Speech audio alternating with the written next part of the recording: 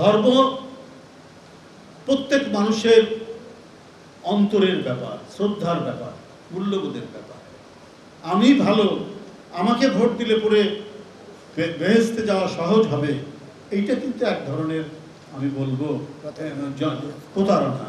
যে কথাটি আজকে যে রাজনৈতিক দল সম্পর্কে এখানে অনেকে বললেন, খায়রুল কবির খোকন সহ সবাই, তারা যে বললেন যে জান্নাতের টিকিট দিতে হবে ওই তাকে ভোট দিলে পরে,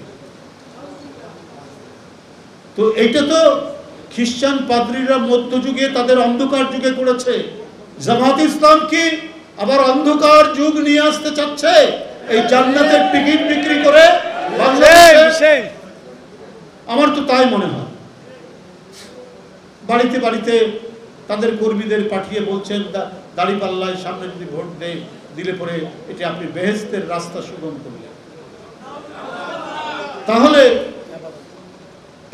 আর এই দেশে তো, এই দেশ হচ্ছে প্রায় 92-93% মুসলমানের দেশ। এটা তো হাজার বছর আগে এখানে যারা পৃথিবীর বিভিন্ন দেশ থেকে ওলেমা, মাশায়েখ, পীর কত কষ্ট করে এসে এখানে ইসলাম প্রচার করেছেন, এবং তারা ইসলাম প্রচার করতে গিয়ে মানুষকে কত সেবা দিয়েছেন।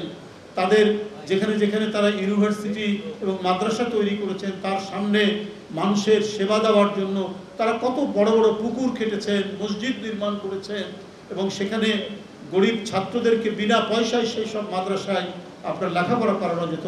আপনি কি বলে যে যদি মাজারে যান, রাজশাহীর বাঘা মাজারে যদি যান, বা বাংলাদেশের অধিকাংশ যারা আজ থেকে 800-900 বছর আগে এসে ইসলাম প্রচার করেছেন, তারা তো করেছেন একটা মানবতার বাণী নিয়ে এসছেন। ইসলামের প্রকৃত যে বাণী, মানবতার বাণী নিয়ে ইসলাম প্রচার করে বাংলাদেশকে তারা ইসলামের আলোয় আলোকিত করেছেন। আবার নতুন করে একটি রাজনৈতিক দল কোন ইসলাম প্রচার করবে?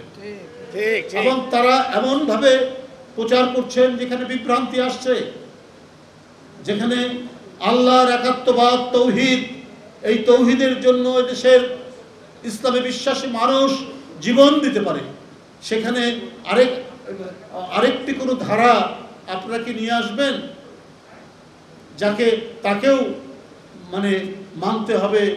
একেবারে বড় বড় যারা আছেন, ধর্মের যারা বড় বড় বাণীবাহক আছেন, তাদের মতো করে এটা কি ইসলামের একটি নতুন ধারা তৈরি হচ্ছে? মওদুদিবাদ, এটা এই দেশের মানুষ কখনোই মানবে না। এটা কখনোই এটা সম্ভব হবে না।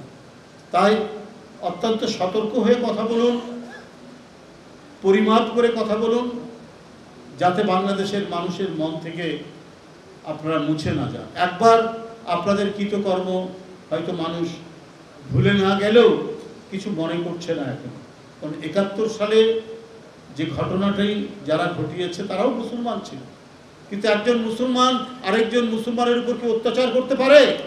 একজন মুসলমান আরেকজন মুসলমান মেয়েকে কি তার শ্লীলতাহানি করতে পারে? আর এটাকে যারা সাপোর্ট করে তারা কি ভালো মানুষ? তো এই ধরনের অপরাধের অভিযোগ আপনাদের বিরুদ্ধে আছে। তো সুতরাং সেটাকে কাটানোর এখনো চেষ্টা করুন। আর একটা কথা এখানে অনেকেই বলেছেন, কোরআন শরীফের আয়াত থেকে বলেছেন বা হাদিসের আয়াত থেকে বলেছেন যে ইসলামের সবচেয়ে বড় যে বিষয়টি হচ্ছে সেটা হচ্ছে সবচেয়ে বেশি ইসলামের যে মূল নীতি, সেখানে সবচেয়ে বড় যে বিষয়টি হচ্ছে ইসলাম মুনাফিককে একেবারেই টলারেট করে না। যে কাফেরকে সম্ভাবনা থাকে তাকে ইসলামী শিক্ষা দেওয়ার পর সে পরিবর্তন হতেও পারে, কিন্তু মুনাফিক ওতে ইসলামের নাম নিয়েই ইসলামের ক্ষতি করবে। কারণ মুনাফিক হচ্ছে অত্যন্ত ডেঞ্জারাস। যাতে আমি কাউকে উদ্দেশ্য করে বলছি না, তবে এদের সম্পর্কে সবাইকে সচেতন থাকতে বুঝতে হবে। ধর্ম প্রত্যেক মানুষের অন্তরের ব্যাপার, শ্রদ্ধার ব্যাপার, মূল্যবোধের ব্যাপার। আমি ভালো, আমাকে ভোট দিলে পরে বেহেশতে যাওয়া সহজ হবে, এইটা কিন্তু এক ধরনের আমি বলবো প্রতারণা। কারণ এখানে যাদেরকে বলছেন তারাও মুসলিম সংখ্যাগরিষ্ঠ এই দেশ।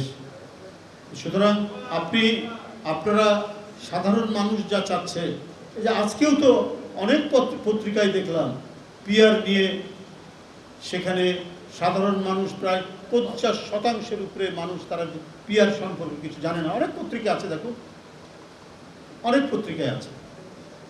তো আপনারা জোর করে যে জিনিসটা সম্পর্কে মানুষের কোনো জ্ঞান নাই, মানুষের কোনো অভিজ্ঞতা নাই, তাকে আপনারা চাপিয়ে দিতে চাচ্ছেন শুধুমাত্র নিজেদের মানে ক্ষোভের জোরে, বা মানে কেউ মানতে চায় না কিন্তু মানতেই হবে।